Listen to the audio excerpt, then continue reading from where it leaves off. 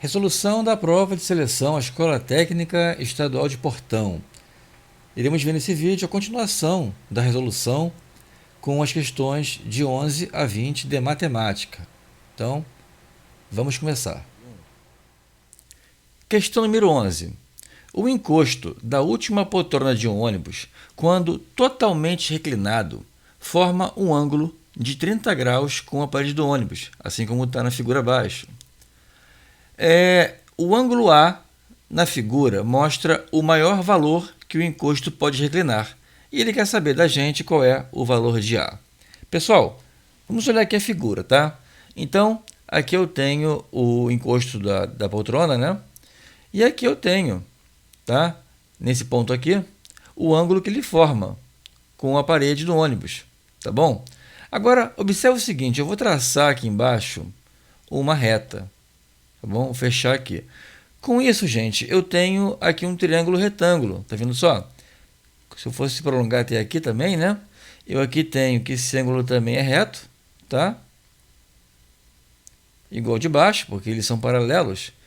E repara o seguinte, eu tenho aqui 30 graus, eu tenho aqui 90 graus. Bem, essa questão aqui, a gente pode chegar à resposta dela de duas maneiras, tá bom? Primeira é a seguinte, o valor do ângulo externo de um triângulo é igual à soma dos ângulos internos não adjacentes. Então, o que isso quer dizer? Eu tenho aqui o ângulo externo, tá? A esse triângulo aqui. Se aqui eu tenho um ângulo reto, ou seja, que mede 90 graus, né? Aqui eu tenho 30, quanto mede esse ângulo aqui? Esse ângulo aqui mede 60 graus. Então, essa regrinha aqui, ela fala o seguinte, que esse ângulo aqui A vai ser igual à soma dos ângulos internos que não estão do lado, ou seja, não é adjacente.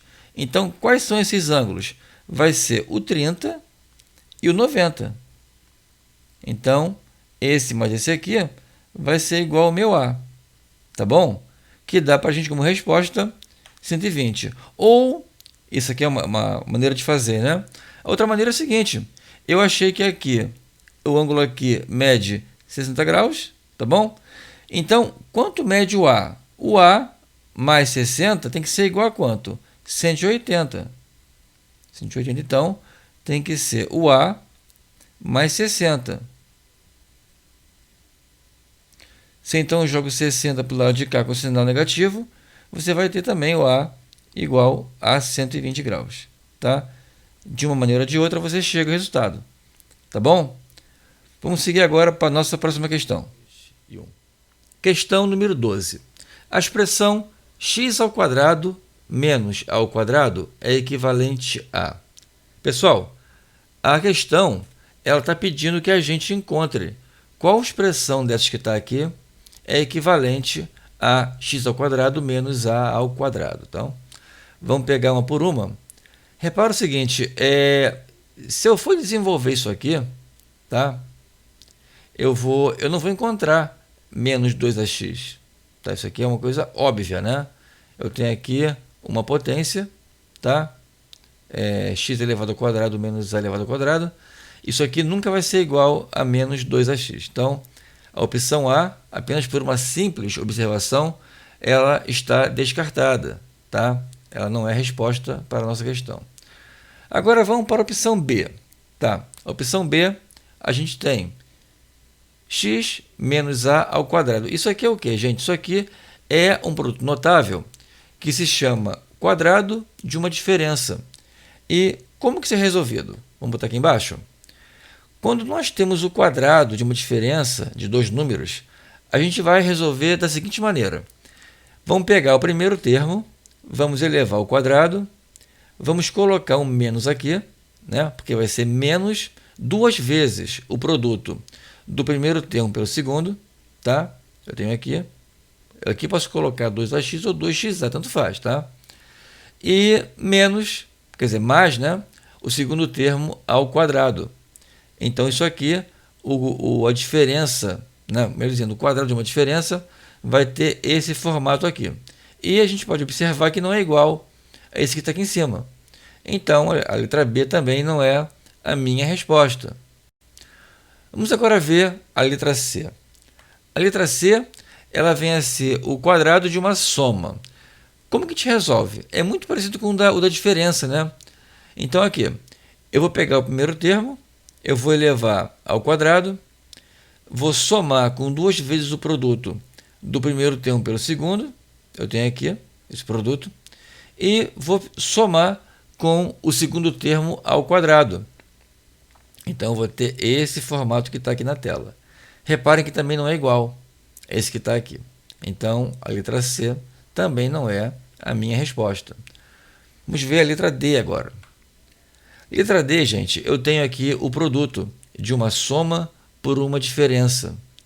Então, sempre que eu tiver o produto de uma soma por uma diferença, ele vai ser o seguinte, vai ser o primeiro termo ao quadrado menos o segundo termo ao quadrado.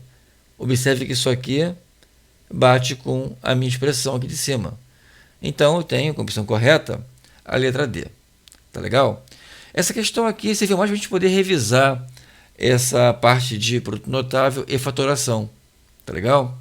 Bem tranquilo, bem fácil, né? Então, vamos seguir agora para a nossa próxima questão. Questão número 13. A equação x² mais 3x igual a zero possui. Então, ele dá aqui para a gente uma série de opções. O que a gente diga? Olha, a opção A, ele não tem raízes reais, a B tem uma raiz real, uma raiz nula, outra positiva. Ele quer que a gente responda essa questão aqui, tá? Ele não quer que encontre os valores, tá? Apenas que diga o tipo de raiz que essa equação vai ter. Pessoal, olha só. Qual é o formato geral de uma equação do segundo grau? Vamos botar aqui do lado? Esse aqui é o formato geral, tá? Eu tenho a que multiplica x² mais bx mais c igual a zero. A gente utiliza a Bhaskara para resolver esse tipo de equação aqui quando o a e o b e o c são diferentes de zero. Porque aí eu tenho aquela relação de Bhaskara, ou então posso, em alguns casos, também resolver pela regra da soma e do produto. Porém, gente, quando a equação é dita incompleta, tá? Nós não precisamos usar Bhaskara. Mas quando que a equação ela é incompleta? Quando eu tenho o b, tá, igual a zero, eu tenho o c igual a zero, ou, né, isso aqui é e barra ou. Posso ter o b igual a zero, o c igual a zero, ou os dois igual a zero. Eu só não posso ter o a igual a zero, porque se o a for igual a zero, deixa de ser uma equação do segundo grau. Tá certo? Então, nesse caso aqui, nós temos o a, tá, que é igual a 1, o b é igual a 3 e o meu c é igual a zero. Então, nesse caso aqui, quando c é igual a zero, nós temos o seguinte, esse formato que está aqui na tela. Temos a x² mais bx igual a zero. Não precisamos usar Bhaskara para resolver quando c é igual a zero. Podemos usar? Podemos usar, mas não precisa usar. Por quê? Ela é resolvida de uma maneira muito mais simples. Vamos pegar aqui o x, colocar em evidência, porque ele se repete nos dois termos, né? Então, eu tenho aqui o x, que multiplica o ax mais b. Quando eu tenho um produto igual a zero, eu tenho que um dos termos do produto tem que ser igual a zero. Então, aqui eu tenho o x e tenho ax mais b. Com isso, as minhas raízes serão, o x vai ser igual a zero, porque 0 vezes qualquer coisa é igual a zero, e esse termo aqui também, por sua vez, ele tem que ser igual a zero. Então, vou botar aqui do lado, tá? O ax mais b, sendo igual a zero, vou pegar o b, vou jogar para cá, com isso ele inverte sinal. Eu vou ter ax igual a menos b. Esse a que está aqui multiplicando passa para lá dividindo. X é igual a menos b sobre a. Então, eu vou ter como raízes, quando c for igual a zero, uma raiz nula e uma raiz que vai ser igual a menos b sobre a. Então, pessoal, com base nessa explicação aqui, vamos seguir para resolver a questão. X² mais 3x igual a zero. Vou pegar o x aqui e vou colocar em evidência. Eu tenho o x que multiplica x mais 3 igual a zero. Com isso, eu vou ter uma raiz igual a zero. E esse cara aqui, ele também tem que ser igual a zero. Então, se o x mais 3 tem que ser igual a zero, o 3 passa para cá. Eu vou ter, então, o x igual a menos 3. São as minhas raízes. Ou até poderia utilizar também isso aqui, né? Olha, x aqui seria igual... Quem é o meu b aqui? Seria o 3, né? Seria menos 3 sobre 1, que também dá menos 3, tá? Da mesma coisa. Achamos as raízes da minha equação. Vamos agora analisar as questões. O A, ele fala o seguinte, que essa equação não tem raízes reais, tá? Isso está errado, né, gente? Porque ele possui 0 e 3, 0 e menos 3, né? Que são números reais. A opção B tem uma raiz nula e outra negativa. Ora, tá certinho, né? Olha, uma raiz nula e uma negativa, mas vamos ver as opções seguintes. No C ele fala que tem uma raiz nula, que está correto, e uma positiva, mas aqui está errado, né? Ele fala que tem duas raízes simétricas, também é errado, não são simétricas, é uma nula e uma negativa. E na opção E, ele fala que são duas raízes reais nulas, que também não é. Quando que ele vai ter duas raízes reais nulas? Quando eu tiver o ax ao quadrado igual a zero, porque ambas as raízes serão iguais a zero. Tá legal? Então, temos que para a questão número 13, a opção correta é a letra B. E vamos seguir em frente. Nossa próxima questão. Questão número 14. O Marcelo e a Dalva conversaram no intervalo após a aula de matemática. Então, segue aqui um diálogo, tá, gente? Que eu não vou ficar repetindo muito, porque é muita coisa aqui para a gente ler, né? Mas o que interessa aqui para a gente nesse diálogo do Marcelo com a Dalva? Ele fala o seguinte, que tem uma bola cuja trajetória, aqui, ó, a trajetória da bola podia ser expressa por meio da equação. Então, ele dá aqui essa função aqui para a gente, tá? Que corresponde, né, à trajetória da bola. E ele quer saber a altura máxima, tá? E a distância. Apenas isso. Então, essa questão aqui fala isso aqui tudo para dizer, olha só, nessa função aqui, ela representa quanto que uma bola percorreu, né, a trajetória da bola, e eu quero saber a altura máxima que essa bola atingiu e também a distância que ela caiu. Vamos então resolver aqui a questão. Eu aqui tenho a minha função, que representa a trajetória da bola. Pessoal, essa função aqui, tá? Ela dá para nós esse gráfico aqui, que tem esse formato, tá? Repara o seguinte, aqui o meu A, ele vale menos 1, ou seja, ele é negativo. Então, sempre que eu tenho o A negativo, que é aqui o caso, ó, o A menor que zero, a concavidade da minha parábola é para baixo. Por isso que ele fala que, olha, a bola, o cara chutou a bola, né? Ela foi, subiu, depois caiu, tá? Atingindo aqui no solo esse ponto aqui. A gente vai inicialmente calcular as raízes dessa equação. Então, eu vou igualar essa expressão aqui a zero para encontrar as raízes. Vou então colocar menos x ao quadrado mais 10x igual a zero. Aqui eu vou colocar o x em evidência e dentro do parêntese eu vou colocar menos x mais 10. Tá? Por quê? Quando eu faço x vezes menos x, eu vou ter menos x2. Quando eu faço x vezes 10, eu vou ter, então, 10x. Então, essa expressão aqui corresponde à minha equação, né, aqui de cima. Agora, para que um produto seja igual a zero, um dos fatores deve ser igual a zero. Então, eu vou ter que as raízes dessa minha equação vão ser zero, porque aqui se eu colocar zero, o produto é igual a zero, e 10, porque se eu colocar aqui um 10, eu vou ter menos 10 com mais 10 vai ser zero, também chego ao zero. A distância, gente, que ele quer saber é o seguinte, ele chutou a bola, está aqui no ponto zero, tá? Ela subiu, subiu, subiu, subiu e caiu aqui no ponto 10.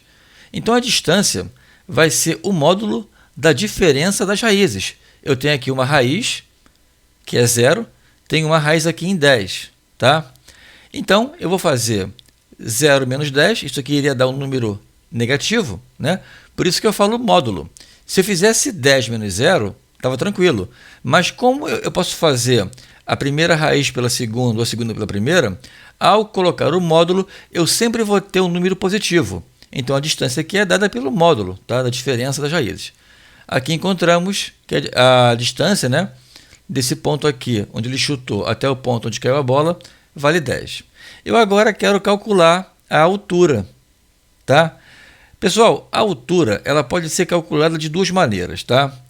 Primeiro, você pode utilizar a fórmula para encontrar o vértice da parábola no eixo y, que é esse ponto aqui em cima. Tá?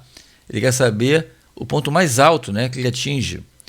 Basta então que eu aplique aqui a fórmula. Tá? A altura é igual ao vértice da parábola no ponto y, que é dado por menos delta sobre 4a. Ou eu posso calcular o valor de y no ponto médio das raízes. Por quê, gente? Aqui, olha, entre 0 e 10, eu tenho aqui um ponto médio. E sempre no ponto médio de uma parábola, tá, eu vou ter o valor de x que corresponde ao vértice. Olha, aqui, você vai subir aqui, né? Você vai encontrar aqui o vértice. Tá? E esse ponto aqui, gente, ele vai ser a média aritmética entre as raízes. Então, para calcular aqui o ponto médio, eu vou fazer a soma das raízes e vou dividir por 2.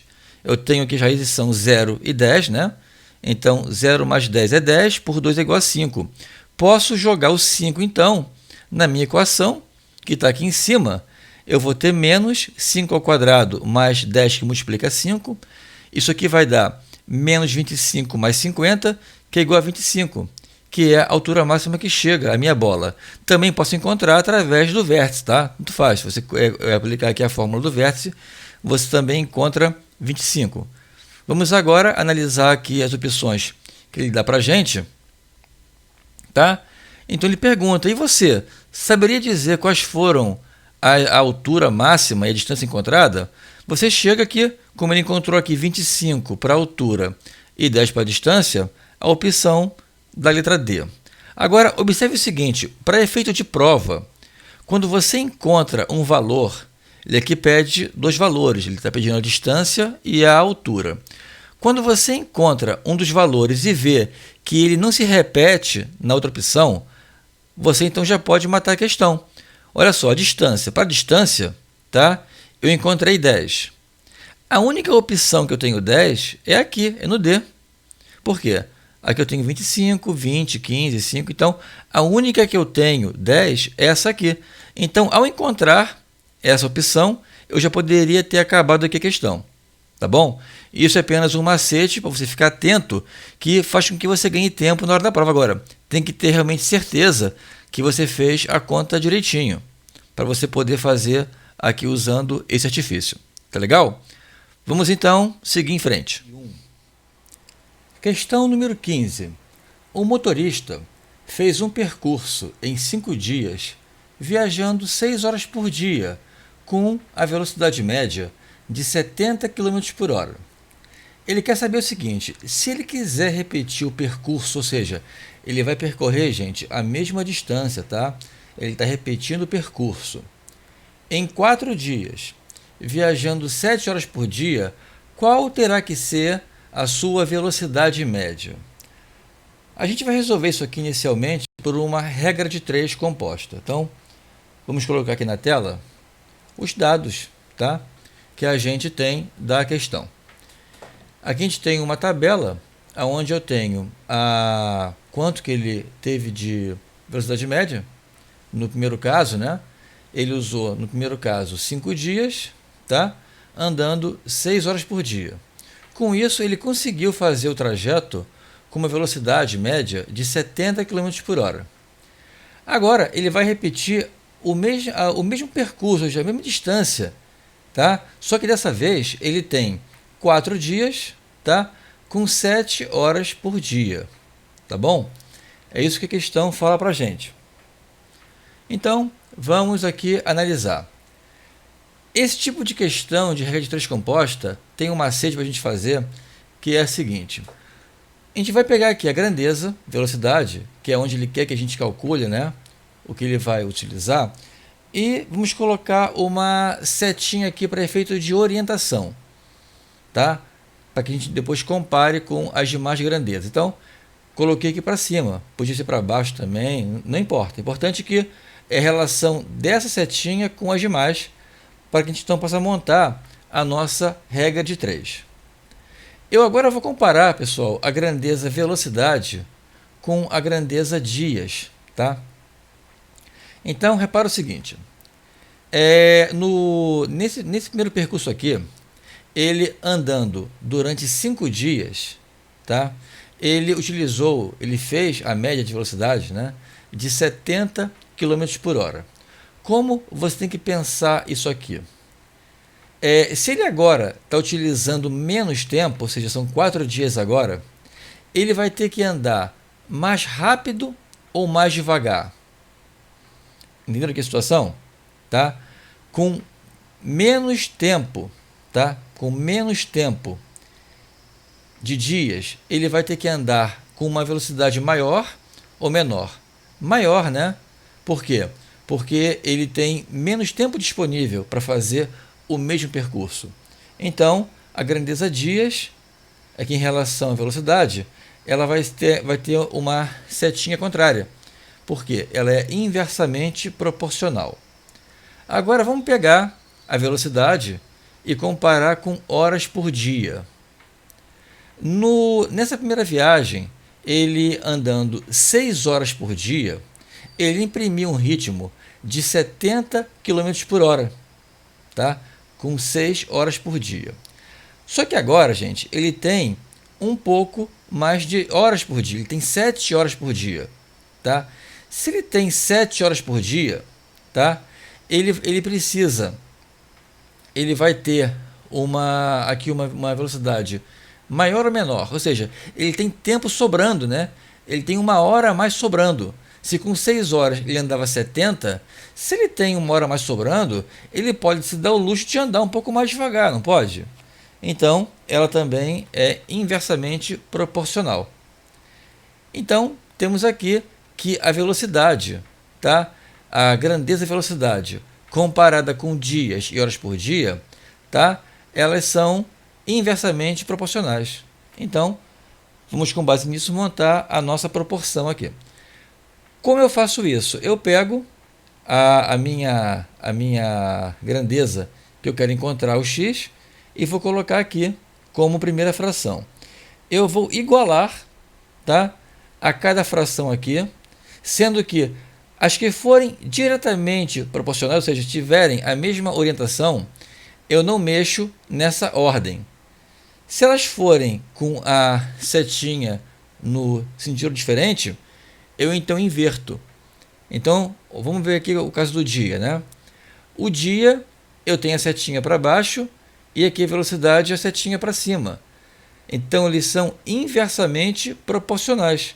Então, eu tenho 70x e aqui eu vou ter o contrário. Eu vou ter 4/5, que eu tenho aqui 4/5. Eu agora vou multiplicar. Vou pegar agora a grandeza horas por dia. Repara que ela também tem a setinha no sentido contrário, a velocidade.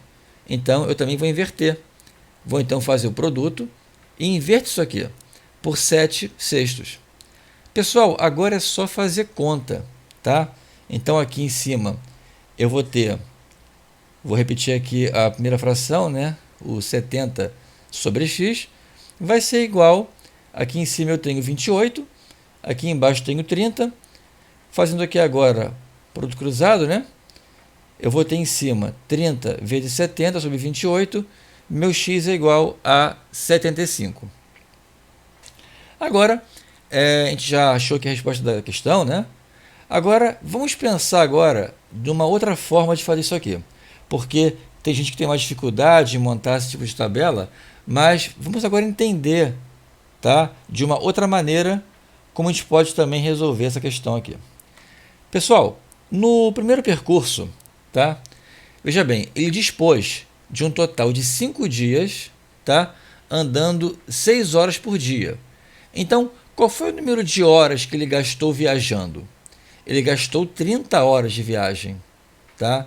Agora, se ele gastou 30 horas de viagem percorrendo uma média de 70 km por hora, a gente pode agora encontrar a distância que ele percorreu.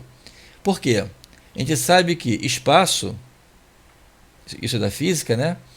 É igual a velocidade vezes o tempo. Eu tenho aqui o meu tempo, tá? Que é 30 horas, e tenho a minha velocidade, em km por hora.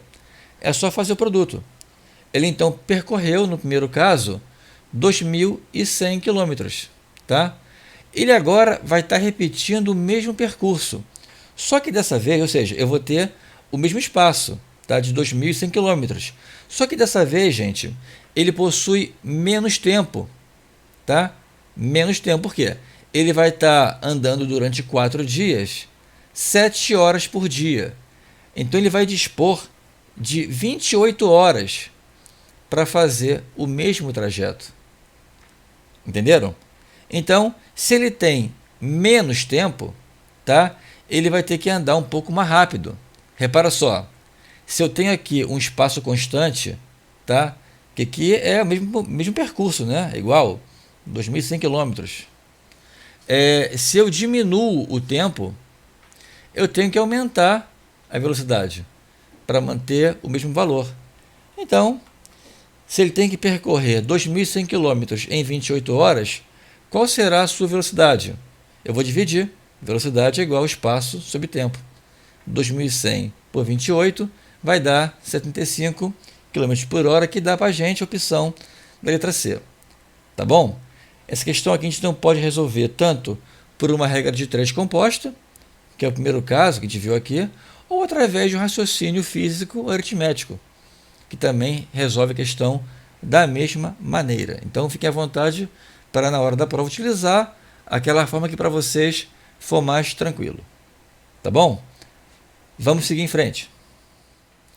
Questão número 16. Um topógrafo foi chamado para obter a altura de um edifício. Para fazer isso, ela colocou um teodolito, que é um instrumento que a gente mede ângulos, né? Utilizado na parte de engenharia, a 200 metros do edifício e mediu um ângulo de 30 graus, como indicado na figura abaixo. Sabendo que a luneta do teodolito está a 1,5 m do solo, ele quer saber a altura do edifício em metros. Pessoal, então aqui é a nossa figura, tá? Que ele dá para a gente. E ele também dá aqui os dados, né? Dessa figura. Ele fala que o ângulo aqui medido é 30 graus e quer que a gente encontre a altura desse prédio, né? Desse edifício. Vamos então pegar, inicialmente, essa figura aqui, que é um triângulo retângulo, tá? E colocar aqui embaixo, para ficar maior, para a gente poder ficar, né? Ver melhor aqui a questão. A gente sabe que aqui é um ângulo reto, né? Então, o que a questão dá para a gente de dados? Ela fala que tem aqui um ângulo de 30 graus, medido por esse aparelhinho aqui, chamado teodolito, e que a distância desse aparelho até a base do edifício é 200 metros. Agora, qual a relação trigonométrica nós iremos utilizar para descobrir aqui esse valor do edifício? Tá? Então, eu tenho aqui, dá para a gente o valor de seno, cosseno e tangente, e aqui eu tenho, pessoal, um cateto, né, que está oposto ao ângulo de 30 graus, que é o meu x, e tem aqui o valor do cateto adjacente. Eu então vou utilizar a relação de tangente. A tangente de um ângulo vem a ser a razão entre o cateto oposto, que no caso aqui é o x, pelo cateto adjacente, que aqui no caso é 200. Ele também fala para a gente que o valor dado para essa tangente aqui vale quanto? 0,577. Agora é só substituir aqui, né? Depois eu faço aqui o produto cruzado. Eu vou encontrar o x, tá? É igual a 0,577 vezes 200, igual a 115,4. Aí tem um detalhe, né? Na hora da pressa, a pessoa pode falar, poxa, aqui encontrei aqui 115, vou marcar a opção da letra C, mas está errado. Veja bem, vamos ler de novo aqui a questão. Ele quer saber a altura do edifício, tá certo? Edifício. Aqui o x, pessoal, ele corresponde a essa medida aqui, tá? Isso aqui é o x. Esse espaçozinho aqui, tá? Ele diz que vale 1,5 m, que é a altura que o teodolito está do solo. Então aqui eu tenho 1,5 m. Então, para achar a altura do edifício, que vai dessa ponta aqui do edifício, né, até o topo, eu tenho que somar a altura encontrada, né, aqui no x, que é desse ponto até o topo do edifício, a altura que o teodolito está do solo. Então, eu vou somar aqui o x mais 1,5 m. Eu vou ter então aqui 116,9, que é aproximadamente 117, que aí sim nós encontramos a resposta correta para a questão, que é a letra E. Tá bom? Aqui é apenas ficar atento, né? Aqui o detalhe, porque o aluno na hora, na pressa, né? Pô, achei aqui a resposta, vai marcar aqui e vai errar a questão de bobeira. Tá bom? Vamos agora seguir em frente para a nossa próxima questão. Questão 17. O par XY é a solução do sistema abaixo.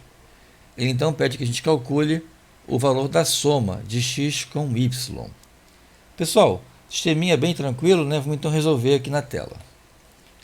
Eu tenho a minha primeira equação do sistema, que é 3x menos y igual a 12, e a minha segunda equação aqui, eu tenho 2x mais 3y igual a 19. Como eu vou resolver isso aqui? Tá? Eu podia substituir, poderia fazer por soma, tal. Eu aqui entendo, tá? Isso que eu vou dizer agora é um gosto pessoal, tá? Cada um faz da maneira que achar mais fácil. Agora, eu quando olho para isso aqui, eu penso o seguinte, tem uma forma rápida de eu eliminar aqui ou x ou y? Então, eu comparo, né, o x e o y, aqui eu tenho 3 como coeficiente, aqui eu tenho 2, aqui eu tenho 1, tenho menos 1, né? E aqui eu tenho 3. Bem, como é que eu posso fazer? Eu vou multiplicar a equação de cima por 3. Mas por que eu vou fazer isso? Porque ao multiplicar a equação de cima por 3, eu vou ter nesse termo aqui, olha, no y, eu vou ter menos 3y, que eu posso somar com mais 3y e com isso eu elimino o y. Fico só com o x, tá certo? Então, quando a gente faz aqui o produto, a gente vai ter, a gente multiplica toda a linha, né? Então, eu tenho 3 vezes 3x, 9x, 3 vezes menos y, menos 3y, e 3 vezes 12 vai dar 36. Agora, eu posso somar aqui o y, eu anulo, né? Tenho menos 3 com mais 3, eu anulo aqui. Eu vou ter, então, 9 mais 2 vai ser igual a 11, tá? E 36 mais 19 é igual a 55. Pego o 11, jogo para cá dividindo. Vou ter, então, x igual a 55 sobre 11, que vai dar o x igual a 5. Pronto, já achei o x, né? Mas ele não quer o x, ele quer saber o x mais o y. A gente vai agora, então, achar o y. Eu vou substituir o 5 na minha primeira equação. Minha equação é 3x menos y igual a 12. Onde está o x, eu vou colocar o 5. Então, eu tenho 3 que multiplica 5 menos y é igual a 12. Eu vou ter 15 menos y igual a 12. Tá? Jogo 15 para cá. Tenho, vai ficar menos 15, né? Vou ficar do lado de cá, menos y igual a menos 3. Faço aqui o produto por menos 1, né? Dos dois lados. Eu vou ter y igual a 3. Então, encontrei também o y. Ele quer saber x mais y, vai ser igual a 5 mais 3, que vai ser igual a 8. Que dá para a gente, com a opção correta, a letra D. Tá bom? Questão bem tranquila, né? Então, vamos seguir em frente. Nossa próxima questão. Questão número 18.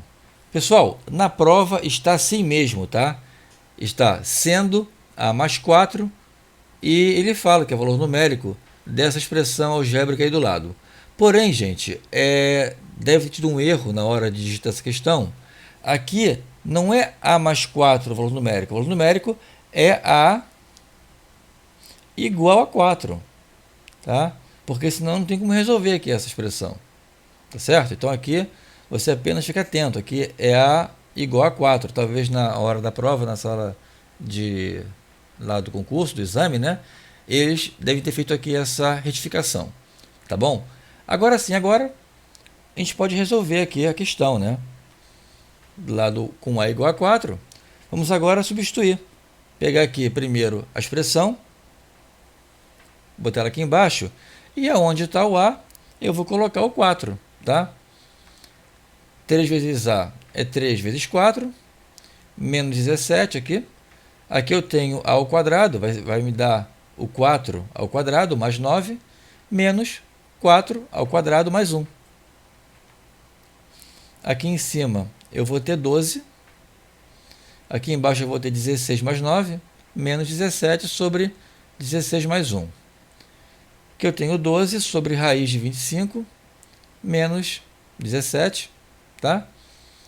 Aqui eu vou ter 12 sobre 5 menos 1, vou ter 2,4 menos 1, que vai ser igual a 1,4, tá? Que dá para a gente, com a opção correta, a letra B. Tá bom? Então, questão bem também tranquila, né? Para a gente poder achar aqui o valor numérico de uma expressão. Vamos seguir em frente. Questão 19. A expressão raiz de 28 mais raiz de 175 é igual a... Pessoal, primeira coisa que a gente vai fazer aqui é decompor esses dois números em fatores primos. Então, está aqui, primeira coisa, decomposição em fatores primos. O 28, gente, vai ser igual a 2 ao quadrado vezes 7. Tá? O número 175 vai ser igual a 5 ao quadrado vezes 7. Então, temos aqui o número na forma de fatores primos, tá? O 28 e o 175. A gente, então, vai substituir aqui na expressão esses dois produtos, né? Ele é decomposto em fatores primos. Então, aqui, vamos substituir no radical. Eu tenho aqui uma raiz quadrada, que é índice 2, né? Aqui também é índice 2. Eu tenho, dentro do radical, 2 ao quadrado vezes 7. E tem aqui 5 ao quadrado vezes 7. Eu posso tirar, gente, aqui o 2 ao quadrado, dividindo o expoente pelo índice da raiz. Tá? Como eles são aqui iguais, eu vou tirar o 2 e mantenho só o 7 aqui dentro. A mesma coisa com o 5. Tá? Eu tenho aqui um 5 ao quadrado, eu vou dividir aqui o expoente. Tá? Vai ser igual a 1, com isso sai só o 5. E não fica nada de base 5 aqui dentro. Então, tirando o 2 aqui, eu fico com 2 raiz de 7. Tirando o 5, eu fico com 5 raiz de 7. Tá? Como aqui eu tenho raiz de 7, eu posso somar. 2 mais 5 dá 7 raiz de 7. Que dá para a gente, com a opção correta, a letra E. Tá bom? Bem tranquilo, né? Vamos seguir em frente para a última questão da prova de 2019. Questão número 20. Ele fala o seguinte para a gente: se x' e x2' são as raízes reais da equação x ao quadrado menos 17x mais 42 igual a 0. Ele pergunta quanto vale a soma de x' com x2'. Pessoal, normalmente o aluno, tá, ele olha para essa questão, ele pensa assim, para eu achar a soma das raízes, eu tenho que então encontrar as raízes, né? Não está errado pensar assim. Porém, a gente tem que numa equação de segundo grau, temos uma fórmula já pronta que nos dá a soma das raízes. Então, vamos ver aqui na tela. A soma das raízes da equação de segundo grau é dada pela seguinte fórmula. A soma é igual a menos b sobre a. É isso mesmo, menos b sobre a. Então, aqui, nessa equação, vamos aqui identificar quem é a e quem é b. O a aqui é 1, tá? Tá aqui o coeficiente à frente do x2, e aqui o b vale menos 17. Ele não fala do C, mas se eu quiser o C é 42, tá? A soma das raízes é dada por essa fórmula aqui, menos B sobre A. Então, como A é igual a 1 e o B é igual a menos 17, nós temos que a soma vale. Eu tenho aqui menos da minha fórmula, o menos 17, que é o B, que eu apurei aqui em cima, sobre 1. Menos com menos dá mais, então eu tenho que a soma das raízes é igual a 17. Tá legal? Opção correta da questão, a letra D. Então, essa questão é apenas para a gente poder revisar, tá? Então, sempre que uma questão pedir a soma das raízes, você não precisa encontrar as raízes e somar. Da mesma forma, o produto. Quem seria o produto das raízes? O produto das raízes vai ser a razão de C sobre A. Tá legal? Então, nós temos aqui a soma e temos aqui o produto. Pessoal, então, a gente vai ficando por aqui. Essa é a última questão da prova de 2019. Espero que vocês estejam gostando desse trabalho. Peço que vocês divulguem aos amigos de vocês que vão fazer essa prova da ETEP ou então que vão usar esse conteúdo para estudar para um outro exame. Tá legal? Em seguida, nós iremos ver, ainda esse ano, está sendo editado ainda, a prova de 2020. Tá? O objetivo desse trabalho é dar a vocês esse material de apoio para que vocês estudem para a prova que vai ser aplicada agora em janeiro de 2021 da ETEP. Tá certo? Um abraço e boa sorte aí nos estudos. A gente se vê.